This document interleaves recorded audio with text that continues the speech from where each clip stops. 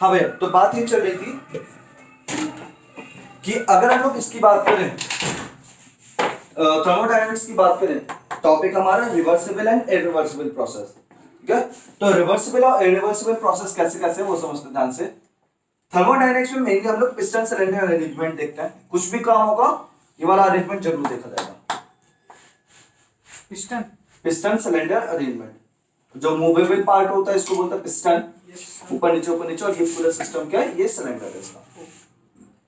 हम लोगों ने देखा ये इस टाइप से, ठीक है, स्टिक मतलब इसका सिंपल, इसको दबाने के लिए आपके स्टिक लगी हुई है। अब जैसी स्टिक लगी हुई है, ये मैंने बोला कि ये वाला पॉइंट ए पॉइंट है, ये वाला पॉइंट बी पॉइंट है, और ये नीचे वाला पॉइंट क्या है, सी पॉइंट है। क्लियर है वाली चीज, सेम यही चला था। अब हम पिस्टन को धीरे धीरे करके नीचे लाएंगे। ए पॉइंट पे जब था तब देखा, अभी क्या हो रहा है, इसका डाउनवर्ड मोशन हो रहा है, कंप्रेशन चल रहा है। यहां पे क्या चल रहा है, इसका कंप्रेशन। तो जब कंप्रेशन के दौरान हम लोगों ने क्या काम किया, जब भी कंप्रेशन हो रहा था तो हम लोगों ने देखा ए पॉइंट पे वॉल्यूम कितना था, नोट कर लिया। ए पॉइंट पे प्रेशर कितना था, नोट कर लिया। ए पॉइंट पे टेम्परेचर कितना था, नोट कर लिया। तो ए पॉइंट का प्रेशर, वॉल्यूम, टेम्परेचर तीनों चीज देख ली हम लोगों ने। कंप्रेस करते गए अभी कहां पे आ चुका है, बी पे आ चुका है। कहां पे आ चुका है, ये बी पॉइंट पे आ चुका है। तो बी पॉइंट पे जब आया फिर से हम लोगों ने इसका क्या नोट किया, वॉल्यूम नोट किया, volume at B point, pressure at B point देखा हम लोगों ने, टेम्परेचर एट बी पॉइंट देखा हम लोगों ने, तीनों चीजें नोट करी। फिर से इसको और कंप्रेस किया, अभी कहां पे आ गया, सी पॉइंट पे आ गया। सी पॉइंट के भी हम लोगों ने ये तीनों चीज, ये कंप्रेशन के दौरान है सारा। वीसी देखा कितना है वॉल्यूम, सी पॉइंट का वॉल्यूम, सी पॉइंट पे प्रेशर कितना था, जब पिस्टन सी पे आ चुका तब इसमें प्रेशर कितना हो गया अंदर वो देखा, जब पिस्टन सी पे आ चुका है तब उसके अंदर टेम्परेचर कितना था वो भी नोट किया हम लोगों ने। ये तीनों चीज हम लोगों ने क्या कर दी है, नोट कर ली है। कहां पे, कंप्रेशन के दौरान। बात समझ आती है। अब हमने क्या काम किया, इसको वापस लेते गए। अभी कम साइड वो इंजन ऐसे तो चलता है, इतना धीरे धीरे तो ना, इस तरह से चलता रहता है, इस तरह से ये। तो अभी जब ये कंप्रेशन होता तब देखा। अब एक्सपेंशन जब होगा फिर से नोट किया हम लोगों ने, जब एक्सपेंशन हुआ, अब जब ये कहां जा रहा है, आपका ऊपर जा रहा है, एक्सपेंशन हो रहा है, फिर से हम लोगों ने क्या देखा, इसका वॉल्यूम एट सी पॉइंट देखा, टेम्परेचर एट सी पॉइंट देखा, प्रेशर एट सी पॉइंट देखा। फिर जब ये ऊपर उठ रहा था बी पॉइंट पर आया, फिर से हम लोगों ने वॉल्यूम देखा बी पॉइंट का, टेम्परेचर देखा बी पॉइंट का, प्रेशर देखा बी पॉइंट का। फिर ए पे जब पहुंच गया तब भी हमने क्या देखा, ए का वॉल्यूम देखा, ए का टेम्परेचर देखा, ए का प्रेशर देखा। ये चीज बताओ समझ में आता है कि नहीं आता, पक्का। हम लोगों ने ये देखा कि अगर जाते हुए ए बी सी पॉइंट पे जो प्रेशर, वॉल्यूम, टेम्परेचर है, आते हुए भी अगर सेम पॉइंट पे वही टेम्परेचर, प्रेशर, वॉल्यूम मिले, मतलब जब भी इस पॉइंट पे हो, चाहे जा रहा हो या आ रहा हो, हमेशा वो पैरामीटर क्या रहना चाहिए, सेम रहना चाहिए। मतलब इस समय कंप्रेशन के दौरान मैंने बोला वॉल्यूम की वैल्यू थी 1000, प्रेशर की वॉल्यूम थी 2 atm और टेम्परेचर कितना था 330। तो जब लौट रहा होगा तब भी इसका अगर process, volume, temperature, pressure same रहता है, then we can say that this process is reversible process. मतलब जाते हुए वो जिस जिस चांसेस से निकला, जिस प्रेशर से निकला, जिस पैरामीटर से निकला, आते हुए भी सेम पैरामीटर अगर उसको मिल पा रहे हैं, then it is called as reversible process. अगर ऐसा नहीं है तो क्या कहला जाएगा, वो इरिवर्सिबल प्रोसेस। वैसे तो हमें मालूम है रिवर्सिबल इरिवर्सिबल चेंजेस वो होते हैं, रिवर्सिबल चेंजेस वो होते हैं जो हम लोग बदली कर सकें, इरिवर्सिबल चेंजेस जो बदली ना कर सकें, मतलब सेम चीज वापस ना मिले उसको हम क्या बोलते हैं, इरिवर्सिबल। तो वही चीज है, जाते हुए कुछ मिल रहा था, आते हुए उतना नहीं मिल पाया, तो यानी ये क्या हो गया, आपका इरिवर्सिबल प्रोसेस हो गया। आते बात समझे, तो ये आपका इरिवर्सिबल प्रोसेस। बताओ सर मैं क्या है, बस कुछ नहीं, हेडिंग है रिवर्सिबल प्रोसेस क्या होता है, इरिवर्सिबल प्रोसेस। और अगर हम लोग बात करें तो ये यहाँ पे इसका ग्राफ पड़ता है, बनता है, जिसको होता है PV graph, indicator diagram, pressure volume graph. बहुत इंपॉर्टेंट है ये वाला टॉपिक हम लोग को पढ़ना है। कार्नोट इंजन जाएगा तब ये। तो होता क्या है, ऐसे गया। अच्छा ये अगर ऐसे जा रहा है भैया, थोड़ा सा दिमाग लगाओ, ये ए से बी की तरफ जा रहा है, तो बताओ ये कंप्रेशन दिखा रहा है या एक्सपेंशन दिखा रहा है? थोड़ा सोचो समझो बताओ। तो कंपैरिजन दिखा रहा है सर ये। ए से बी की तरफ आ रहा है तो कंप्रेशन दिखा रहा है या एक्सपेंशन दिखा रहा है? हमें जो तुम भी आंसर देना, तो कंपैरिजन नहीं दिखा रहा है सर ये तो। समझो। एक मिनट रुको। हाँ मैं रुका हूँ। दब रहा है ना तो प्रेशर तो बढ़ा फिर घटा घटा घटा घटा प्रेशर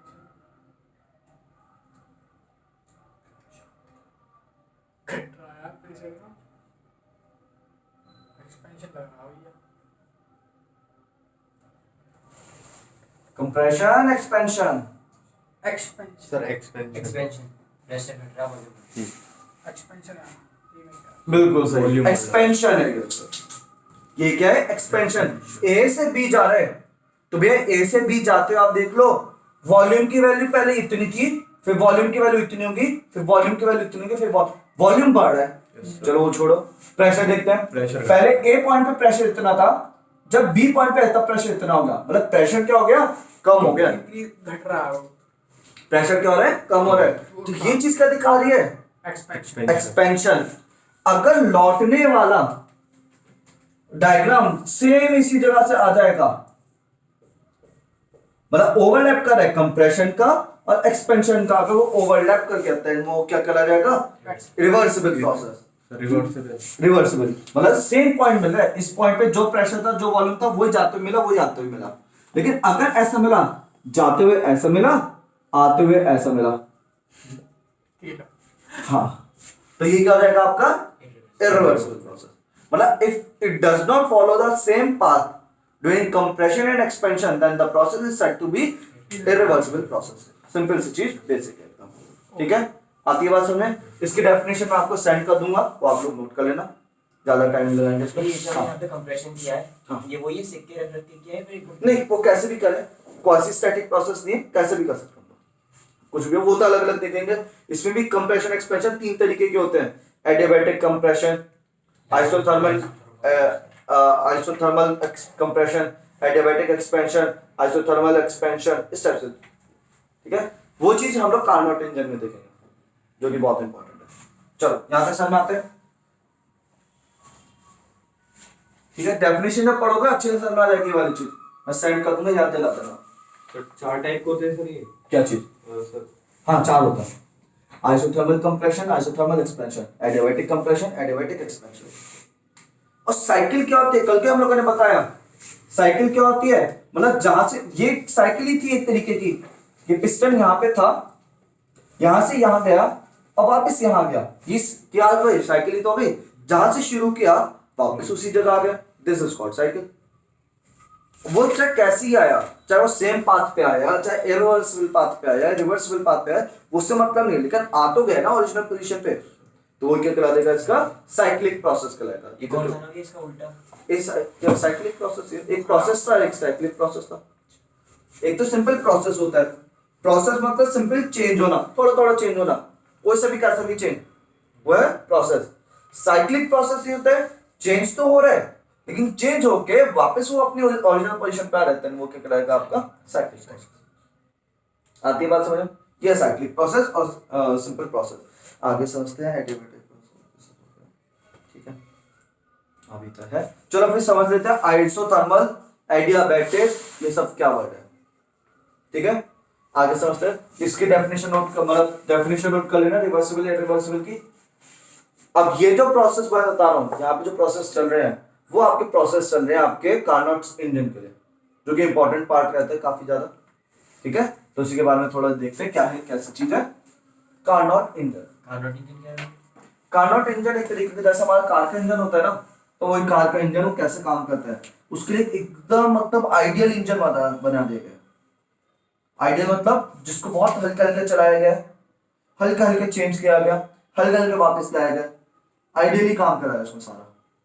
ठीक है, एक उसकी एफिशिएंसी देखी गई है, और उसकी भी एफिशिएंसी ना सिर्फ कितने मिली है? 65% एफिशिएंसी, 67% एफिशिएंसी है। मतलब अगर मैं 100 जूल उसमें एनर्जी दे रहा हूं ना, तो मुझे सिर्फ 67 जूल वर्क ही मिल रहा है उसमें से। मतलब वो आइडियल है कंडीशन, ये आइडियल कंडीशन में 100% एफिशिएंसी तो मिलती नहीं है।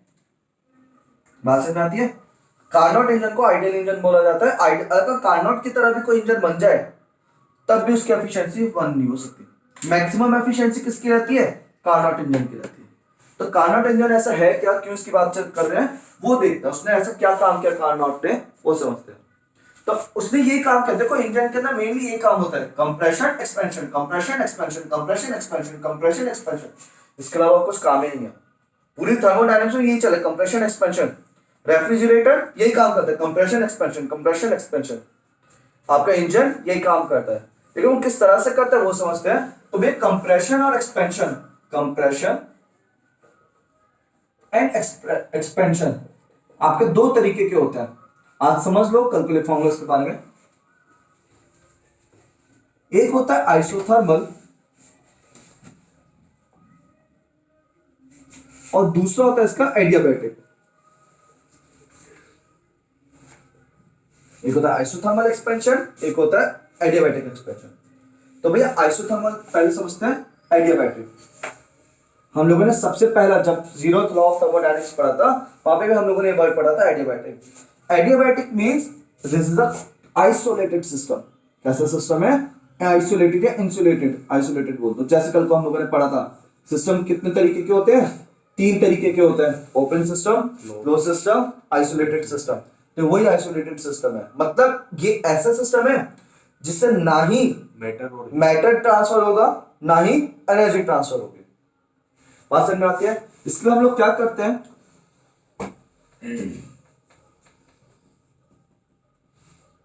मतलब हम लोगों ने ये पिस्टन सिलेंडर अरेंजमेंट लिया और इसकी सारी वॉल्स को क्या कर दिया हम लोगों ने? आइसोलेटेड कर दिया, इंसुलेट कर दिया। क्या कर दिया हम लोगों ने? इसको इंसुलेट कर दिया, यहां से भी, यहां से, हर जगह से। हीट पास नहीं होगी, क्या चीज? हीट पास नहीं होगी ना। हीट पास नहीं होगी, यहां से समझ में आता है। और अब मैं क्या कर रहा हूं, ऐसा आइसोलेट करने के बाद इसको कंप्रेस कर रहा हूं। बात समझ में आती है? तो उससे क्या होगा बताओ, इसका टेम्परेचर बढ़ेगा या नहीं बढ़ेगा? टेम्परेचर में चेंज आएगा नहीं आएगा? एडियाबैटिक सिस्टम है, नहीं है। बताओ। टेम्परेचर में चेंज आएगा सर, बट बाहर नहीं आएगा। बिल्कुल सही बोल रहे हो, टेम्परेचर में चेंज आएगा। एडियाबैटिक प्रोसेस क्या होता है, उसमें हीट का ट्रांसफर नहीं हुआ है, अंदर जो हीट डेवलप हो गई ना वो हीट बाहर नहीं गई। अब जो अंदर ही अंदर रह गई तो भैया क्या हो जाएगा, उसका टेम्परेचर तो चेंज हो गया होगा पक्का। आती बात समझ में? आइसोथर्मल है वो चीज, आइसोथर्मल के अंदर आपने दबाया तो पास होगी। और उसके अंदर टेम्परेचर का चेंज नहीं हुआ, तो उससे का मतलब क्या है कि जब आपने दबाया था उसको तो उसकी सारी हीट कहां चली गई? बाहर चली गई। तभी तो ऐसा पॉसिबल, अगर इसकी हीट अंदर ही अंदर रह गई तब तो भैया वो तो फिर क्या हो जाएगा आपका? एडियाबैटिक बन गया, और उसमें तो हीट अगर अंदर आएगा तो टेम्परेचर चेंज आ रही है। लेकिन आइसोथर्मल हमें ऐसा प्रोसेस है कि आप कंप्रेशन भी कर दो, एक्सपेंशन भी कर दो, लेकिन टेम्परेचर में चेंज नहीं आना चाहिए। और यहीं पे यूज होता है आपका क्वासी-स्टैटिक प्रोसेस। चलो बाद में बताते हैं इसके बारे में, यहाँ पे समझते हैं ध्यान से। अब तो अगर हम लोग ऐसे दबा रहे हैं, दबा रहे एक्सपेंड करें, दबा रहे एक्सपेंड करें, दबा रहे एक्सपेंड करें, तो ये कैसे कहलाएगा? Adiabatic compression and adiabatic expansion कहलाएगा। बहुत इंपॉर्टेंट पार्ट है, बस इतना समझ में आते ही हम लोग सीधे कार्नोट पे शुरू कर देंगे। क्लियर है वाली चीज, सबका समझ में आता है? अब ये जो चीज थी इसको समझते हैं। तो एक चीज बताओ, अगर एडियाबैटिक बनाना है तो इसकी साइड की वॉल्स मेटल की होनी चाहिए या नहीं होनी चाहिए? मेटल की सर नहीं होनी चाहिए। बताओ। बिना मेटल बनी हुई थी, क्यों नहीं चाहिए ना? मेटल की होनी चाहिए, नॉन मेटल नहीं होनी चाहिए? Sir metal good conductor of heat होता है, सब गुड कंडक्टर ऑफ हीट होता है सर। मेटल तो वो तो सर एब्जॉर्ब कर लेगा ना हीट। बताओ। अगर मेटल का रखा, बिल्कुल सही बात, अगर मेटल का रखा हम लोगों ने तो वो तो क्या काम कर, मेटल तो गुड कंडक्टर है, उसने क्या काम किया, जैसी हीट बनी बाहर भेज दी। हम लोग क्या लगाते हैं इसके बराबर में? थर्मोकॉल, फ्रिज में जैसे लगता है। सब वो तो पिघल जा। नहीं पिघलता नहीं है। थर्मोकॉल रख दो, नहीं तो एक होते है, वो कौन सी वूल कहलाती है, कोई वूल कहलाती है। मुझे भी आइसक्रीम के ठेले में हाँ बात सर समझ में? इसकी वॉल गर्म नहीं होती बिल्कुल भी? क्या चीज? इसकी वॉल जो है एडियाबैटिक की जो बोले तो इसके बाद प्लास्टिक बाहर लगाई वाली जाती है। बाहर वाली वॉल आपको गर्म नहीं दिखाई तो देगी। प्लास्टिक लगाई जाती है ना उसके फिर बाद। प्लास्टिक लगा लो। एक और होता है कौन सी वूल बोलते हैं, कोई वूल कहलाई जाती है वो, ठीक है, रुई टाइप की होती है, फाइबर होता है, जो आपको रजाई में फाइबर यूज होता है ना, वही वाला फाइबर, वो लगा दो। तो वो क्या होता है, वो अंदर की हीट को बाहर नहीं जाने देगा। यहाँ पे भी वही लगा होगा इसके अंदर भी। तो अगर एडियाबैटिक वॉल्स बनानी है, अगर आपको एडियाबैटिक सिस्टम बनाना है, तो भैया सारी चीजें कैसे होनी चाहिए, नॉन मेटल होनी चाहिए, नॉन इंसुलेटर होनी चाहिए, बैड कंडक्टर ऑफ हीट होनी चाहिए। बात समझ में आती है? वही अगर मुझे आइसोथर्मल बनाना है तो मैं ये चाहूंगा जैसी थोड़ी सी हीट बने बाहर निकल जाए, जैसे थोड़ी सी हीट बने बाहर निकल जाए। बात समझ में आती है? तो उसके लिए क्या होना चाहिए, आइसोथर्मल की क्या होनी चाहिए, सारी वॉल्स मेटल की होनी चाहिए, कॉपर होना चाहिए उसमें, जिससे क्या होता है, कॉपर का यही तो काम है, गुड कंडक्टर ऑफ हीट है, जैसी हीट बनेगा एकदम बाहर निकाल देगा, कंडक्शन एकदम हो जाना चाहिए। क्लियर वाली चीज। और आइसोथर्मल है मतलब हम लोगों को क्या करना है, इसको दबाना तो है, दबा के इसको यहां तक ले जाना है, कंप्रेशन करना है, लेकिन इसका टेम्परेचर चेंज ना हो जाए बिल्कुल भी। तो भैया इस प्रोसेस को हमें क्या करना पड़ेगा, बहुत आराम आराम से, बहुत आराम आराम से, मतलब धीरे धीरे करके आ रहा है नीचे, आ रहा है नीचे, आ रहा है नीचे, आ रहा है नीचे, आ रहा है नीचे, आ रहा है नीचे। बात समझ में आता है? तो वो क्या करा जाता है, आपका आइसोथर्मल प्रोसेस करा जाता है।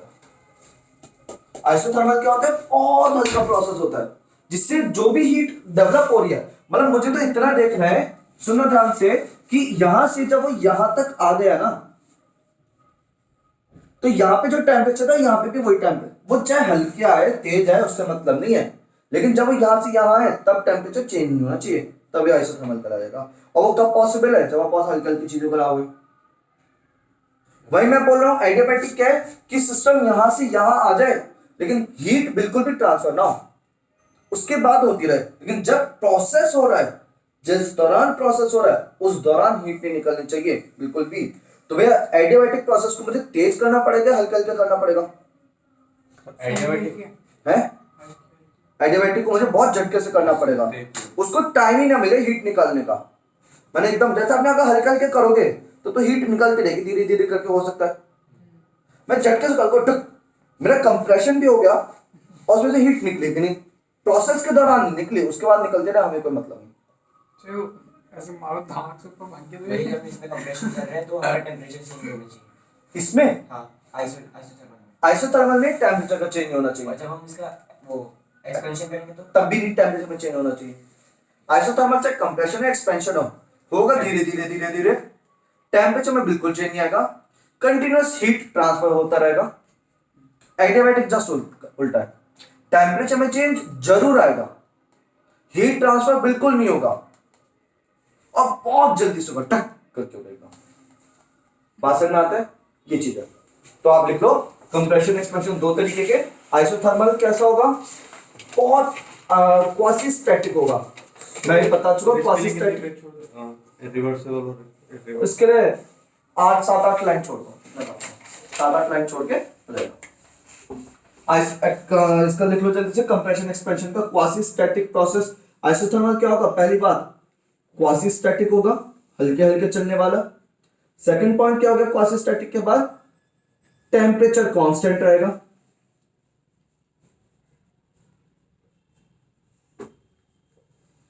Third,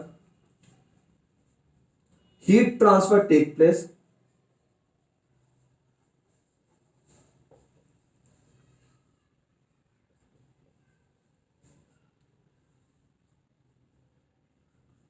Conducting walls should be used.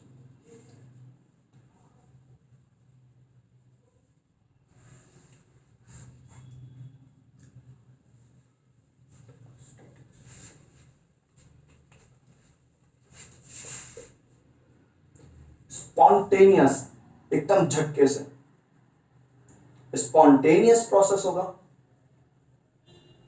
मतलब पलक झपकते ही। Temperature changes,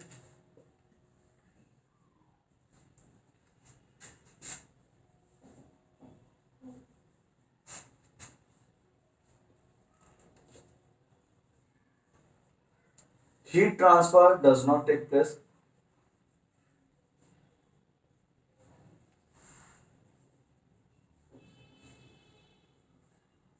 Adiabatic walls.